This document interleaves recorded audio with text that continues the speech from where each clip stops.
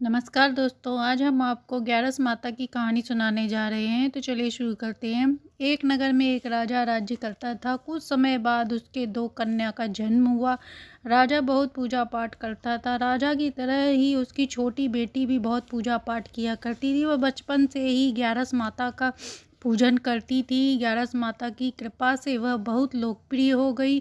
यह देखकर राजा की बड़ी बेटी जलने लगी। एक बार की बात है, जब एक राजा का लड़का उसे देखने आया, पर उसे ना पसंद करके उसकी छोटी बहन से ब्याह करने को कहा, तो बड़ी बहन उससे और जलने लगी।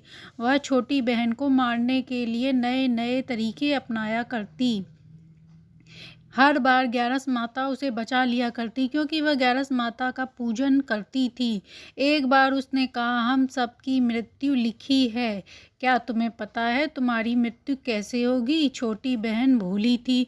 उसने कहा, मेरी मृत्यु मेरे पालतू तोते के गले में हार है, उसमें लटकी है। यदि कोई उसे मारकर पहन ले तो मैं मूर्छित हो जाऊंगी, और उतार दे तो मैं जीवित हो जाऊंगी। अगले दिन बहन पिता के पास गई छोटी, और बोली कि यदि पिताजी मैं मर जाऊं तो मुझे जलाना नहीं।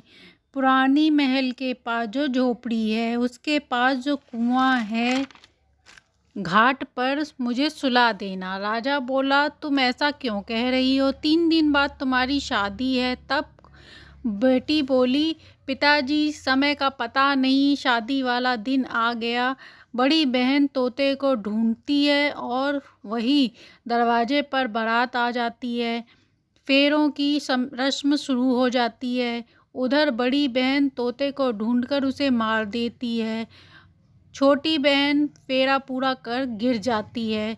वह तोते को मार कर गले में हार पहन लेती है।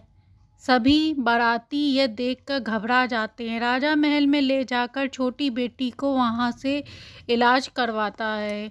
वहाँ बोलता है सभी से, राजकुमारी का इलाज पता नहीं क्या हुआ है, ऐसा पहली बार हुआ है, ना वह जीवित है ना मृत्यु है। वैद्य ने कहा कि मैं समझ नहीं पा रहा हूँ, ऐसा मैंने पहली बार देखा है। तब राजा ने कहा, तुम बाहर जाके किसी से कुछ कहना नहीं, नहीं तो हम तुम्हें मरवा देंगे।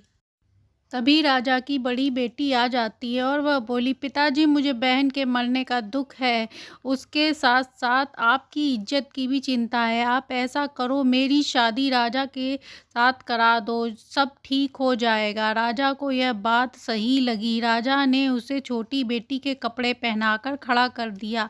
पर राजा का लड़का बोला, यह मेरी पत्नी नहीं है, वह तो बहुत मधुर बोलती है। सभी ने समझाकर फेरे लगवा दिए। बड़ी राजकुमारी ससुराल आ गई, पर राजा ना तो उसके हाथ का खाता ना पीता, ना उसके पास जाता। एक दिन राजा ने सोचा, मैं इस बात का पता लगाकर रहूंगा कि मेरी पत्नी के साथ ऐसा क्या हुआ। राजकुमार घूमता हुआ वहीं पहुंच गया। उसका घोड़ा वहीं रुक गया। राजकुमार ने देखा कि जहां अधमरी राजकुमारी को रखा गया है, राजकुमार घोड़े से उतर कर पुराने महल में पहुंचा। वहां एक चौकीदार बैठा हुआ था।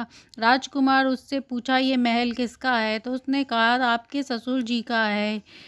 फिर राजकुमार ने कहा कि खाट पे कौन सो रहा है? तो उसने कहा, छोटी राजकुमारी सो रही हैं। तब राजकुमार ने कहा, आज मैं यहीं रुकूंगा, तुम किसी से कहना मत।